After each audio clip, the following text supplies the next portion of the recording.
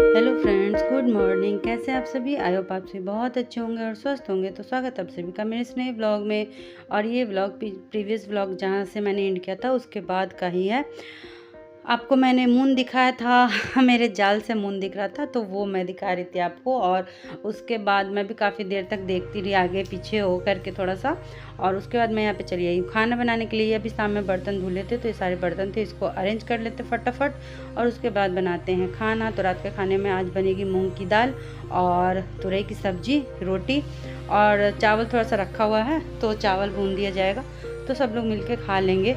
और दिन में होता ये है कि टिफ़िन जाता है सब्जी रोटी इनका, तो दिन में ये दाल खा नहीं पाते, तो हर 2-3 दिन पे मैं रात में दाल बना दिया करती हूँ तो वो खा लेते हैं। ठीक है, तो बस अभी खाना बनेगा और मैं आप लोगों से कुछ चीज़ें शेयर करती हूँ। जैसे कभी कभी मेरे मन में कुछ थॉट्स आते हैं, या मतलब जो मुझे रियलाइज़ होता है, लगता है आप लोग के साथ थोड़ा सा शेयर करना चाहिए, तो वो मैं कर लेती हूँ। तो आज बस एक बात ऐसी मन में आया, तो क्या होता है ना, मतलब खोज चलते रहती है मेरी खुद के अंदर ही, बहुत सारी खोज चलते रहती है। तो वही चीज़ था, उसी में से एक निकला, तो वो मैं आज आपके साथ शेयर करना चाहती हूँ। बस ये कहना चाहती हूँ कि एक बार ये देखिए, सोच के देखिए कि क्या सिर्फ़ आपके पास सिर्फ़ और सिर्फ़ आज का दिन है। ठीक है? आज का दिन है, क्योंकि कल जो है वो फिर आज आ जाएगा। और आजकल जिस तरीके की चीज़ें हो रही हैं, तो हमें पता ही नहीं होता है कि हमारे पास कितना टाइम है। आखिरी पल में, आगे कुछ सेकंड में क्या होगा नहीं होगा ये भी हमें नहीं पता होता है ना? तो क्या मतलब, अगर आपको एक दिन, आज का दिन ही आपके पास है, तो आप क्या करना चाहोगे? इसमें आपसे अगर पूछा जाए कि आप क्या-क्या करना चाहोगे? तो बताइए आप।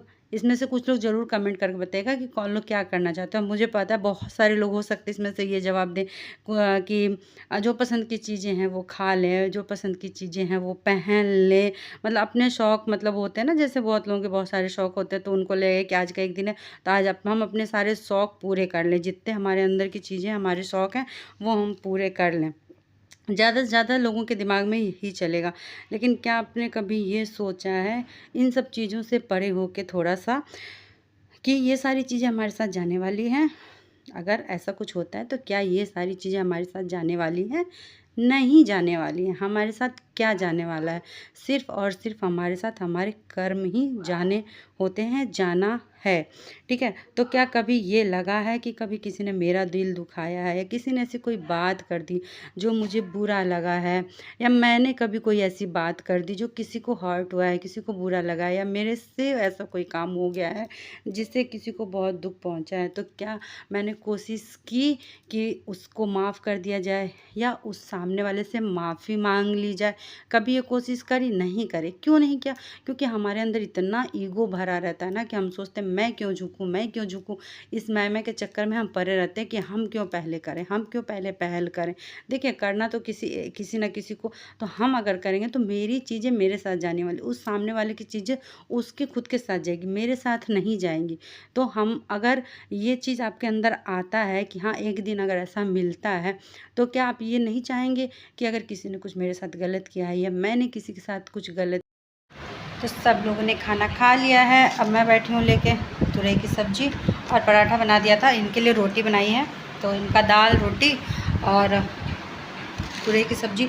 तो तुरई की सब्ज़ी बहुत ही कम खाए, दाल के साथ खा लिए। हमको पता था कि तुरई इनको ज़्यादा पसंद है नहीं, तो खाएंगे नहीं, इसलिए मैंने जो है ना इनके लिए दाल बना ली थी। ऐसे भी दाल क्या होता है कि अभी ये खा नहीं पाते, चावल के साथ खाना नहीं होता है, तो खा नहीं पाते हैं।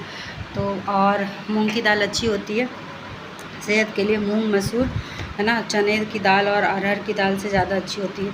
चलिए फटाफट खाते हैं खाना। और ये रहा किचन वगैरह भी मैंने सब साफ़ करके, जब ये लोग खाना खा रहे थे तभी किचन वगैरह भी मैंने साफ़ करके रख दिया है। तो पहले खा लेते हैं, फिर करेंगे आप लोगों को गुड नाइट। ठीक है, पहले खाना खा।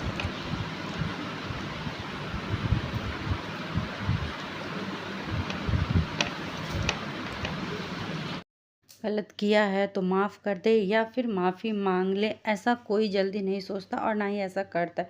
ये सारी चीज़ें पता है कब होती हैं, जब आप स्पिरिचुअलिटी से जुड़ते हैं ना, आप मतलब स्पिरिचुअल चीज़ें अपने अंदर लेते हैं, चीज़ों को समझते हैं, तब आपके अंदर ये सारी चीज़ें आती हैं, धीरे धीरे आती हैं। और जो लोग ये कहते हैं ना कि हम अपने साथ कुछ भी लेके नहीं आए हैं और कुछ भी लेके नहीं जाते, वो गलत बोलते हैं। क्या है कि देखिए, हमारे पता नहीं पिछले कितने जन्म हो चुके हैं, आगे हमें कितने जन्म लेने हैं। आज इस शरीर में है, ये शरीर ख़त्म हो जाना है, ठीक है? तो पिछले भी कितने जन्म लेते आए, उसमें भी हमने कर्म किए, वो कर्म हमारे साथ आए हैं।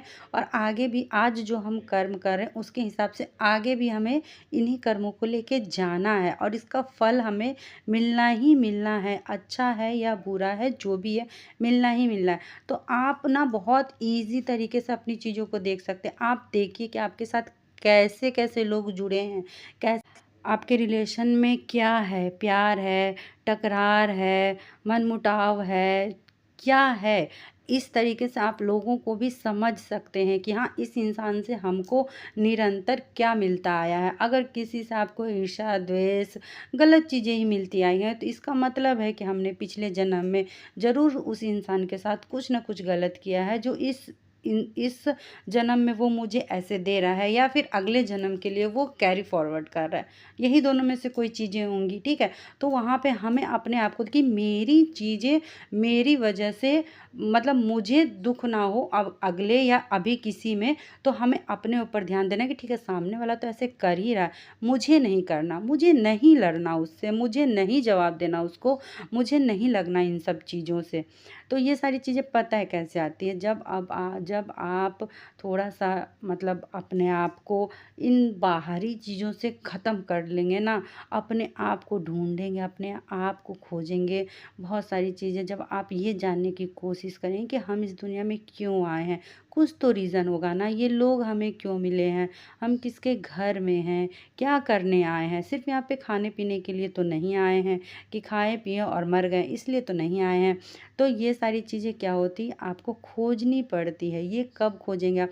जब आप अपने आप को पहचानेंगे, आप अपने आप से जुड़ेंगे, तो बहुत सारी चीज़ें आपको रियलाइज़ होंगी, आप बहुत सारी चीज़ों को खोज पाएँगे।